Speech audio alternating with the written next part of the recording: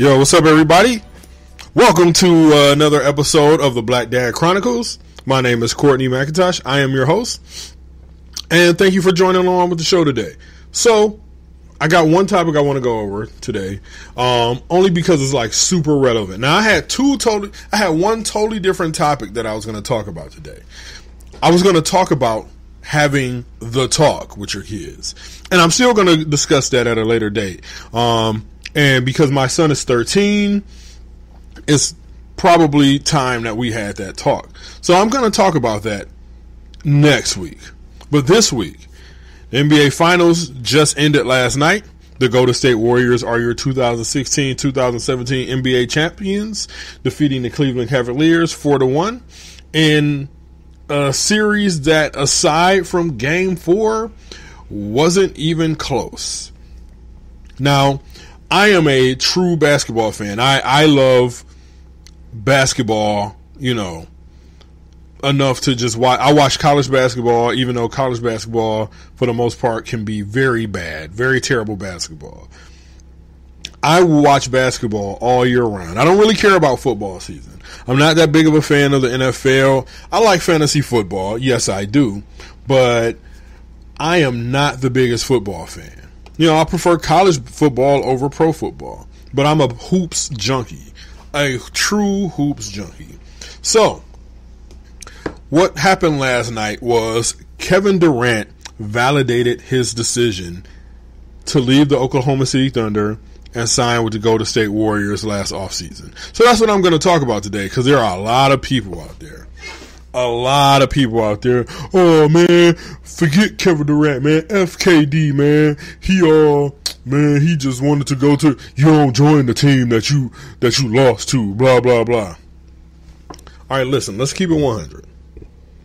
If you were at a certain job, if you were at your job, for instance, and your job was competing against another company, and then you saw you just couldn't get over the hump, and you might have had that company down 3-1, as the Oklahoma City Thunder had the Golden State Warriors down 3-1 in the Western Conference Finals last year. But you know what? The Warriors came back, won that series in 7 games. Kevin Durant left Russell Westbrook. So, Kevin Durant made a decision that was best for him, not best for the fans. He didn't care about what was best for the fans. He didn't care about what was best for Russell Westbrook. He took his personal, he did what he wanted to do, right? And that's the purpose of being a free agent. Free agency, and not just the NBA, but in all sports, allows you an opportunity to control your destiny, so to speak. So, when you get drafted to a team, you really don't have a say to what team that you get drafted to, because you're put in a pool of players. The only sport that you really can change that is Major League Baseball, because if you're a highly touted baseball recruit coming out of high school, you can get drafted coming out of high school. But then a lot of cats, if they, look at the top and they don't like the potential team that they could go to, or they just feel like they're not ready, they opt to go to college. And the thing with Major League Baseball is once you opt to go to college, you have to be there for 3 years. So in baseball, you have a little bit of opportunity to control your destiny. But, all in all, when you get drafted, you do not have the opportunity to control your destiny. And sorry for a little background noise. I'm getting my house power washed today. And I don't know if this new microphone is going to pick it up. I just got a new microphone because my old one had some mishaps. So I don't know how good this microphone is at picking up sound. I'm reading the levels and stuff, and it looks to be pretty good. So it might pick up some of this. You might hear buzzing, and that's a power washer. But anyway, take a sip here. So Kevin Durant. Now, there's a rumor that was out last week that after Game 7, Draymond Green immediately went to his car and called Kevin Durant after they lost that Game 7 to the Cavaliers. Both say that that's not true. Kevin Durant said that he didn't have, anybody help him make that decision. It was his decision and his decision alone. One that I do not begrudge Kevin Durant for making. Because look, you could talk about the money, you could talk about the status, you could talk about the celebrity, but now there are certainly players that won all that, but Kevin Durant, his number one priority was winning a championship. So he took the easiest route to get that championship. And that does not taint that championship one bit, because when he got there, he still had to perform. He still had to perform.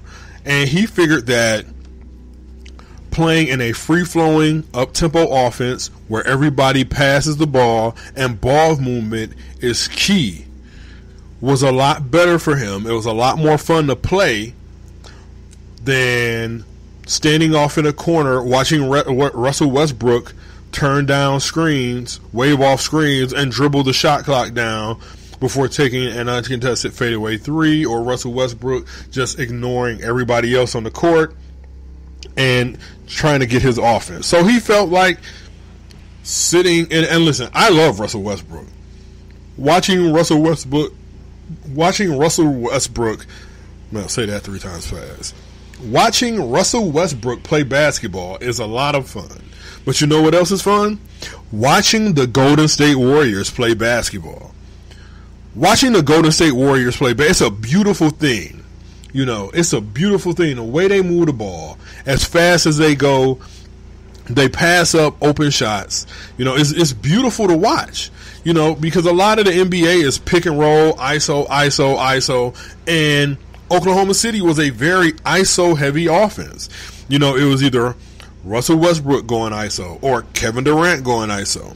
Now, you can't blame all of that on Durant and Westbrook, because for all the accolades that Sam Presti is given for putting that team together, for making those draft picks that he made, Steven Adams, James Harden, you know, he traded away James Harden because he didn't want to pay him. Because he didn't want to pay him. The owner didn't want to pay him. So he traded away James Harden. They don't have other key offensive pieces that the Warriors have. They don't have shooters. They don't have a guy in OKC, and they still don't, that you could just plant in the corner and wait there for the open pass. You know, they don't have that guy in Oklahoma City, and they never did. And for years, it was just, you know, Kevin Durant or Russell Westbrook and Kevin Durant, and that was each play, and they were very predictable. Apparently, that's one of the reasons Scott Brooks got fired, because the offense was very predictable and it was so stagnant. But that's because the owner didn't want to pay anybody. So Kevin Durant did what any free agent would do, and quite frankly, probably any of us in that situation would do. He took his time and he looked for the best fit for him, where he could win the fastest and win the most. And you know where that was? That was in Golden State. He saw the way Steph Curry moves the ball, the way Klay Thompson plays, the way the unselfishness Draymond Green plays with, the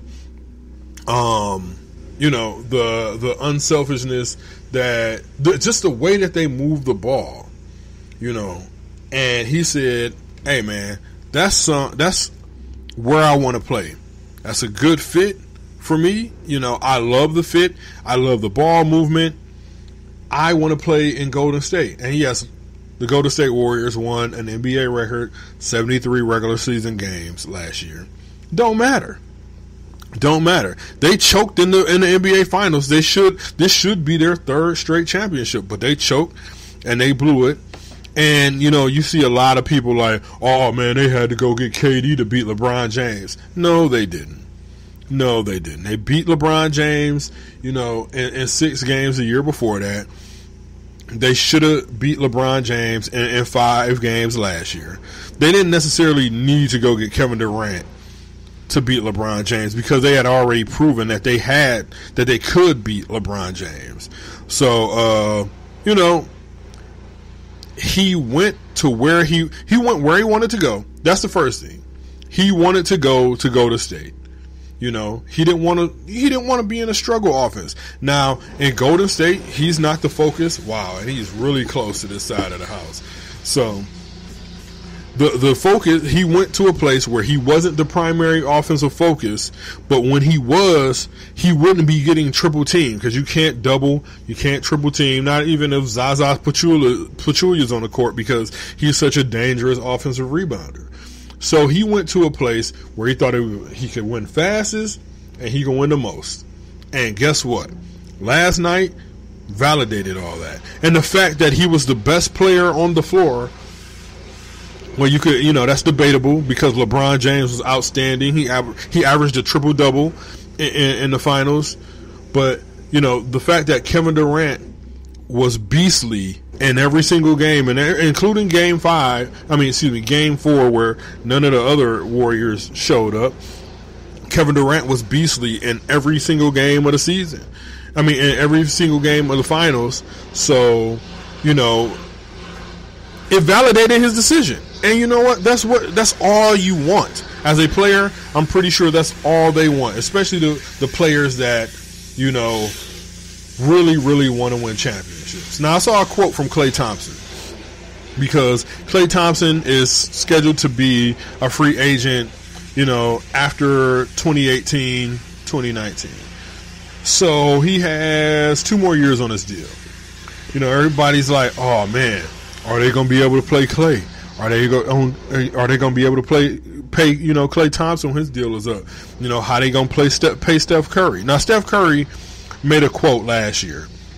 He said, because a lot of people felt like Steph Curry's deal was the best value out of any deal in the league. It was 4 years, about 44, 45 million, something like that. It might have been 48.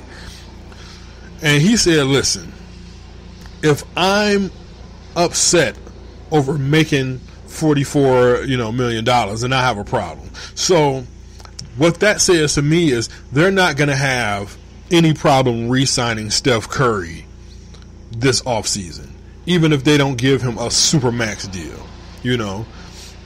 Kevin Durant could opt out this summer and get a new deal, because he did sign that deal with a 1-year opt-out clause. Klay Thompson, they don't have to pay him for another 2 years. And Klay Thompson was also quoted, a couple of weeks ago. He was asked, hey, Klay, don't you, see yourself as the face of a team someday? And he said, yeah, but it's also so much fun winning. And guess what? Over the last 3 years, the Golden State Warriors have won the most games out of any other team in the NBA. So when you're having fun winning, the money doesn't matter because you're gonna get the money. And besides, Klay Thompson making $17 million next year, $18 million a year after that. So Klay Thompson is gonna get his. Steph Curry is gonna get his this summer. Andre Iguodala is probably gonna get. Now Iguodala's different. He's older. He'll probably maybe take a little discount to stay in Golden State. He looks like he has fun playing there. He was spectacular last night. 20 points off the bench. His threes were falling last night. Sean Livingston is gonna get paid this offseason. He only made $5.7 million this year. This is his last year of his deal. So he's probably gonna get paid this season. Zaza Pachulia, they'll have to re-sign him. And then they have Ian Clark, JaVale McGee, David West on minimum deals. So, but this has the makings of a dynasty written all over it. Conceivably, the Golden State Warriors can win the next 3 championships, because you still have Klay Thompson signed for another 2 years. Draymond is signed for another 3 years. Steph Curry is gonna re-sign there. We know Steph Curry is gonna re-sign there. They gotta re-sign Iguodala. The thing with them is, and we know Durant's gonna get paid. So the thing with them is they're gonna have to find enough role players, which we saw that issue with the Miami Heat LeBron's last 2 seasons there. They had to find the right role players, but they found them. You'll be able to find the right role players. So that's what Golden State has to focus on this offseason. But listen, y'all, stop begrudging Kevin Durant for the decision that he made. 1, he won a championship. 2, he didn't have to do what y'all wanted him to do. You know, that's a lot of things. A lot of fans, and I've been guilty of this too, a lot of fans feel as though because they are paying customers, quote unquote, you know, like they can say whatever they want as far as heckling and stuff like that. And a lot of fans also feel like because they watch the product and because they might buy your team's shirt, that their feelings about what you should do as a player should matter. And I mean, that's not how life works. Like, if you working at the grocery store and another grocery store comes along and offers you a bigger check, you know what I'm saying, and a better position, better benefits, you're not going to care about what your neighbor next door to you thinks about it. You're not going to care about, you know, if your neighbor across the street says, oh man, you working for this mom and pop store, stay in the neighborhood. You're not going to care about the guy who, you know, who lives 3 houses down. You're not going to care what he thinks. You want to know why? Because it's your decision. Kevin Durant made the best move for himself and his brand. And here's another thing. They're up against the salary cap. Kevin Durant, you know, and a lot of people say, I've seen a lot of, stuff thrown around about guys, you know, joining the Cavaliers or something like that, or, you know, creating a wealth of super teams. And the excuse that I've seen thrown around is, oh man, these guys make so much money off shoes, then, you know, they could take a pay cut, you know, to join a team. Here's the thing. Everybody ain't making shoe money like that. Everybody not making LeBron James shoe money. Everybody not making Kevin Durant shoe money. Everybody not making Steph Curry shoe money.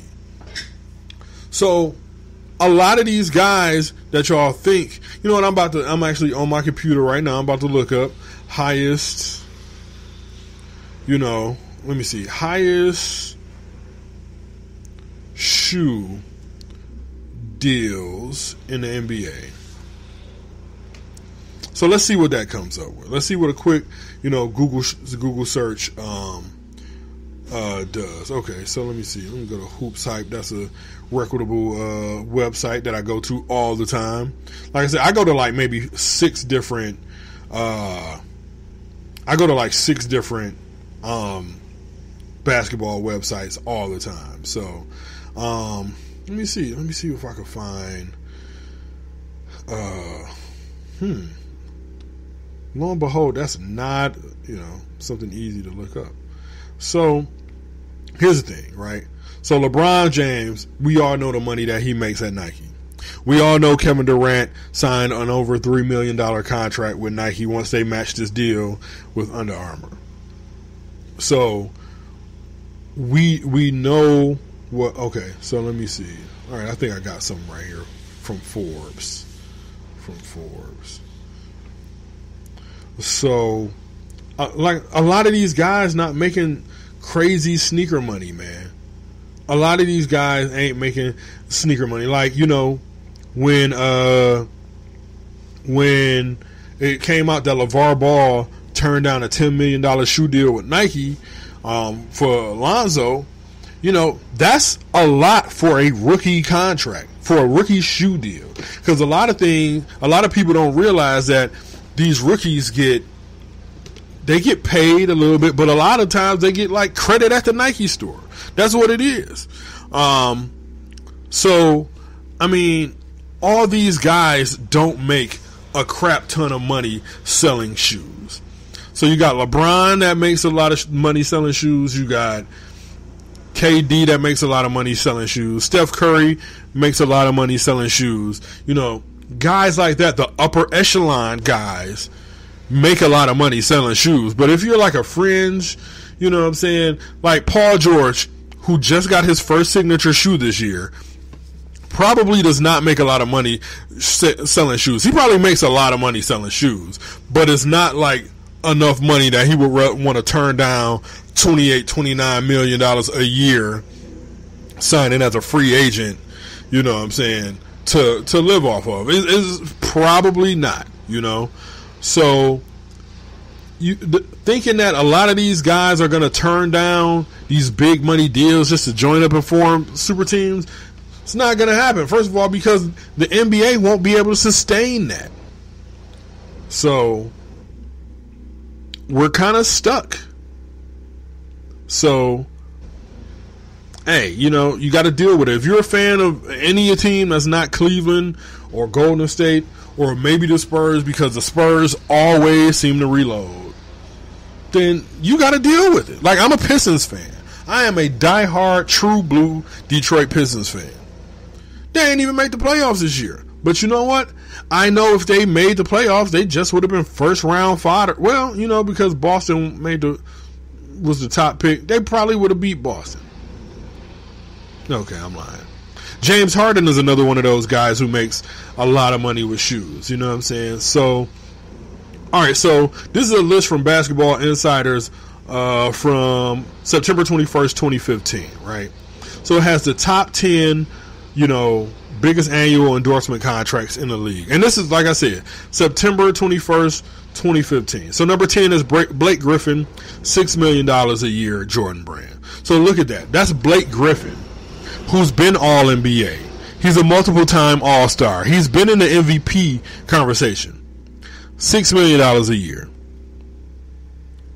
$21 million, $25 million, or $6 million a year. Dame Lillard, number 9, they have on this list, $10 million a year from Adidas. Dwayne Wade, who also, you know, Dwayne Wade gets $12 million a year from Li Ning, a Chinese company, which, you know, he was clowned for leaving Jordan and going to a Chinese company, but it got him more money. It got him more money. And wow, this guy power washing is really right in front of the window where I'm at. So then that's number 8. Number 7 on this list, Derrick Rose. We know Derrick Rose got an incredible shoe deal. 13 years, $185 million with Adidas. Okay, I'm gonna have to move because I can't be here and, you know, do this podcast and function with my windows getting clean. So just bear with me while I just go to another area in my house. And yes, I probably look ridiculous carrying 2 laptops right now, but I have to for the culture, you know. So I'm gonna go in the back because also my air is on and I don't want to sit too close to the furnace. Not the furnace. You know what I'm talking about. Y'all know what I'm talking about. So, alright, so I'm in my bedroom now. So like I was saying, number 7 on this list is Derrick Rose. And this is a list. This is the most current list that I can find from September 21st, 2015. Top 10 shoe earners in the NBA. So number 7 on this list was Derrick Rose. He gets $14.2 million a year from Adidas. You know, Kobe Bryant, when he was still playing, he probably still makes as much, $15 million a year from Nike. James Harden, number 5 on the list. Number 5 on the list, he's getting paid $15.4 million a year from Adidas. LeBron, we know he gets $20 million a year at Nike. Kevin Durant gets $30 million a year from Nike. $30 million a year. So Kevin Durant, he could sign that contract with Golden State for like $5-6 million a year. Like, yeah, we gotta get players in here. He can do that because he can afford to. His shoe deal affords him that opportunity. Steph Curry, it looks like his contract on here, the terms are undisclosed, you know, but he also has stake and equity in Under Armour, you know. And Jordan is still, you know, number 1 on the list, but, you know, he retired back in 2003. So those are the top 10 guys as of September 21st, 2015. But look at number 10 on the list, Blake Griffin, $6 million a year. Blake Griffin is also a free agent this year. You mean to tell me Blake Griffin is going to turn down a deal where he can make $20 million a year to join Cleveland or San Antonio or some other team for $5-6 million a year and the only other, his shoe contract is only paying him $6 million a year. Not gonna happen. Not gonna happen. I mean, hey, so it is what it is, man. These guys are not gonna shoot, especially like Paul George is not gonna turn down a big money deal from the Lakers or the Celtics or the Clippers or the Pacers to join, some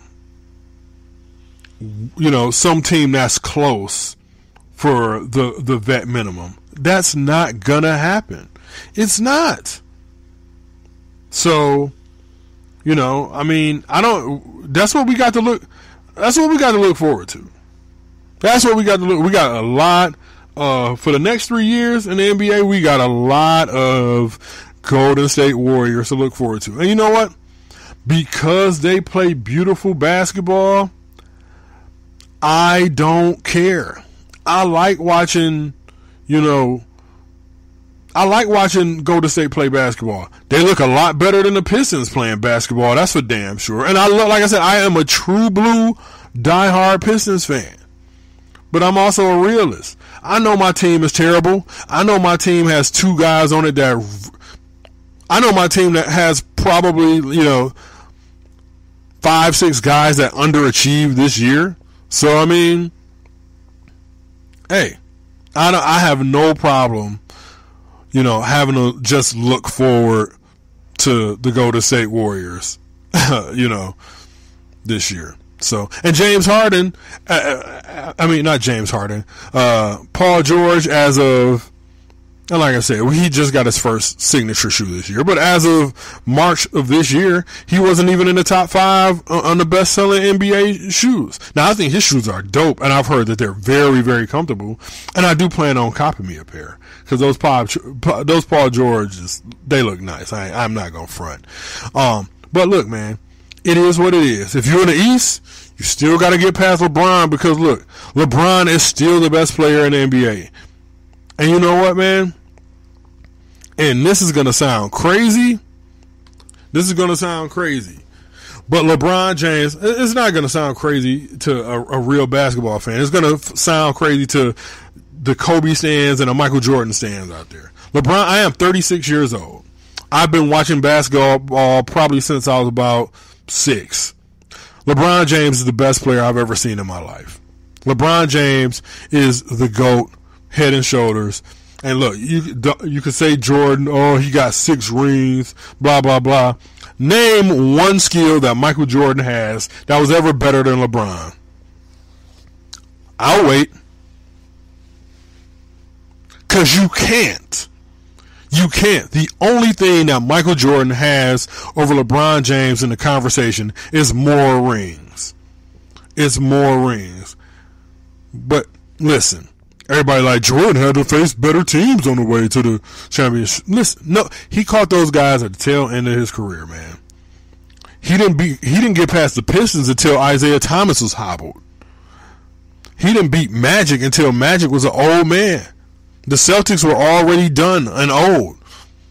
Mike didn't have nearly as hard of a way to go than LeBron James. LeBron James is facing guys at their peak, at their prime. Like the superstars in the NBA that LeBron James has had to go through, they were all in their prime. Michael Jordan can't say that.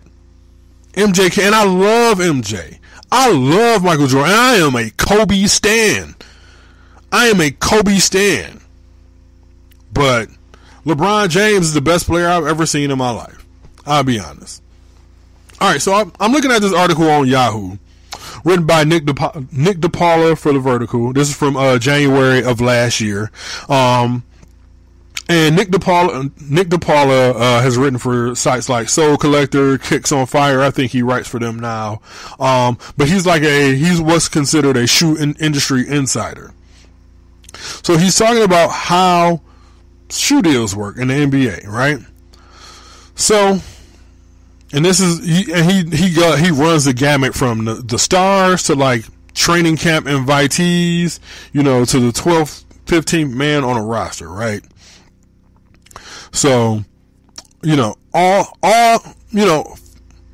the only, as of this article, only 10 players in the NBA had their own signature shoe, right?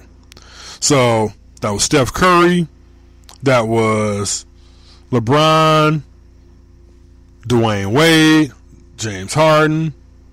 Oh, wait a minute. Let me see if they got these guys' names. I mean, I'm pretty sure I could, read them off the top of my head. But, I'm not going to go there. So, all right. So, here's the way shoe deals work. So, shoe deals work. Wait a minute. I'm reading. That's why you hear the pause.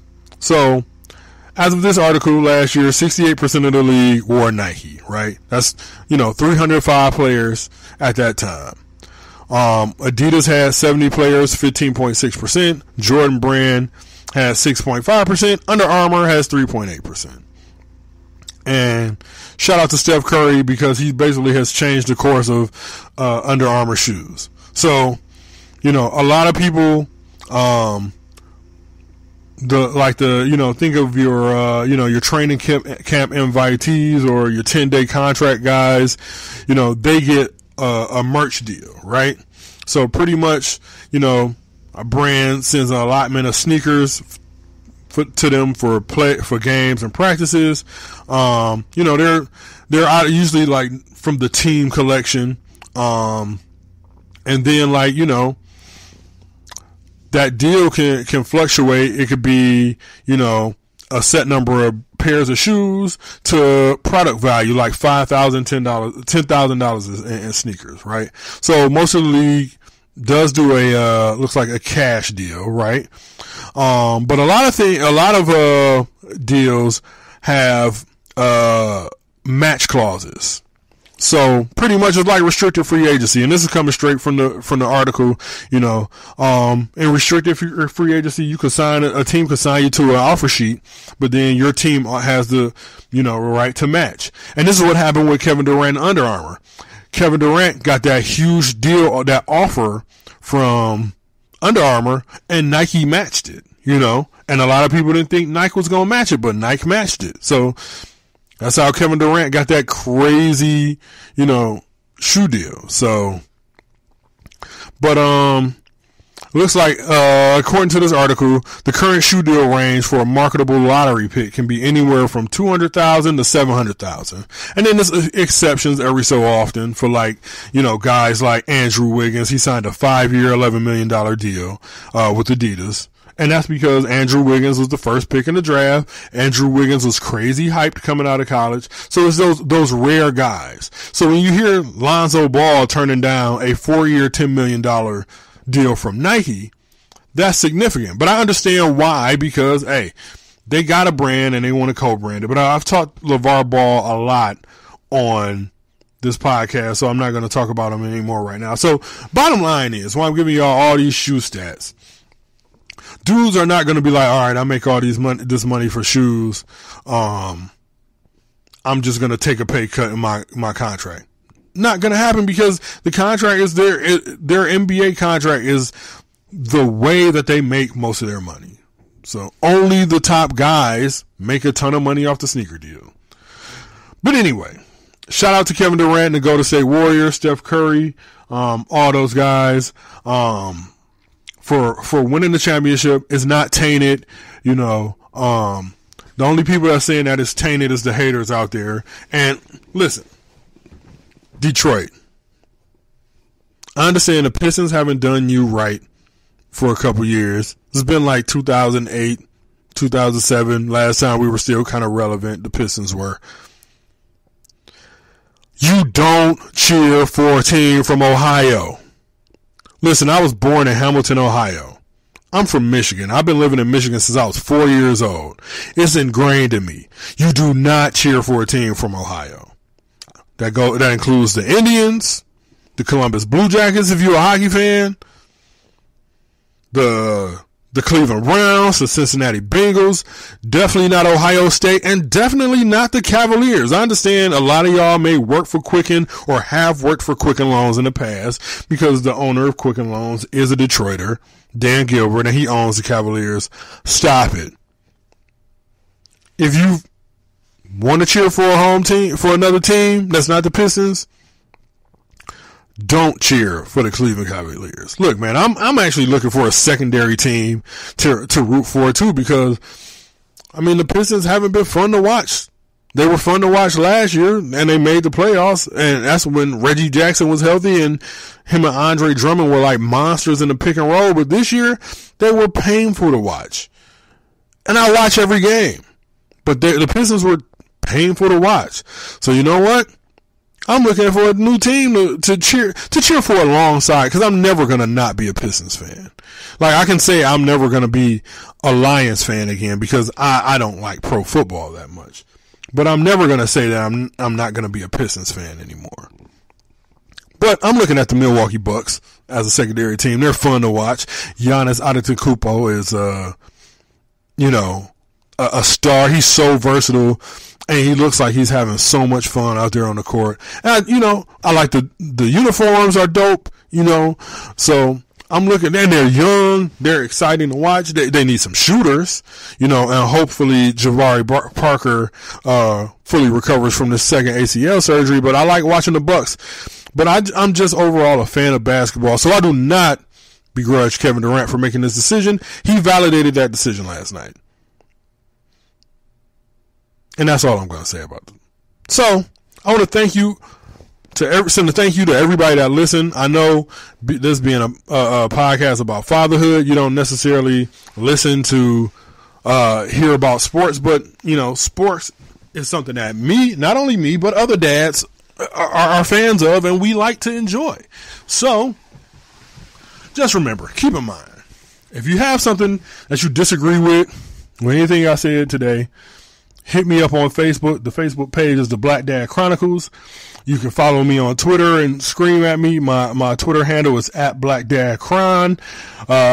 If you want to send me an angry email, you can email me at blackdadcron@gmail.com. You can also email me some suggestions for show topics, man.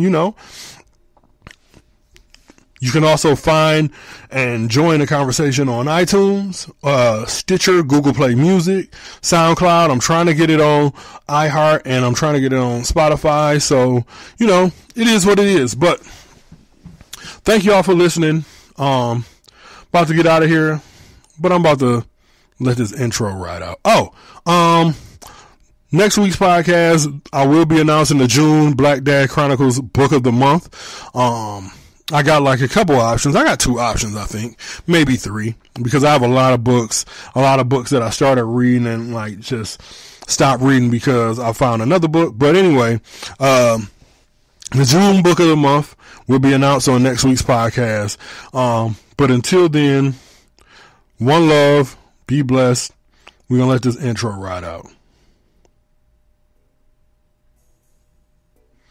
Yeah. Feel like I can spit some bars over this. Turn that beat up, son. No, I'm not going to spit no bars for y'all. But thank y'all for tuning in to the Black Dad Chronicles. Share, rate on iTunes. Continue to, show me love. Thanks for all the love y'all showing me. Peace.